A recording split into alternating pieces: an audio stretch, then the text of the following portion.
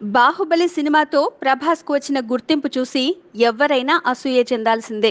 ఈ సినిమాతో రానా దగ్గుబాటి సైతం గొప్ప పేరే సంపాదించాడు. కానీ ప్రభాస్కు వచ్చిన గుర్తింపు మాత్రం ఇలాంటిది కాదు. ముఖ్యంగా బాహుబలి ది కంక్లూజన్ రిలీజ్ అయ్యాక ప్రభాస్ ఇమేజ్ అమాంతం పెరిగిపోయింది.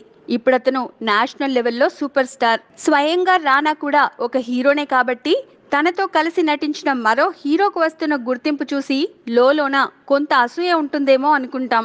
అయితే రానా మాత్రం అలాంటి ఆలోచనలేమీ పెట్టుకోకుండా ప్రభాస్ను ఉద్దేశించి తన ఇన్స్టాగ్రామ్ అకౌంట్లో పెట్టిన పోస్ట్ శభాష్ అనిపిస్తోంది.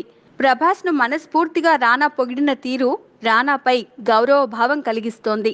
బాహుబలి ది కంక్లూజన్లో ప్రభాస్కు సంబంధించిన ఒక ఇంటెన్స్ పోస్టర్ షేర్ చేస్తూ, నా సహనటుడు, స్నేహితుడు, నిజంగా బాహుబలి అయిన ఈ జెంటిల్మెన్కు బిగ్ సెల్యూట్.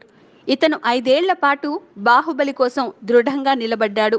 అది కూడా తన కెరీర్ పీక్ స్టేజ్లో ఉండగా ఇలా చేశాడు. దేని మీద ప్రశ్నించలేదు, సందేహించలేదు.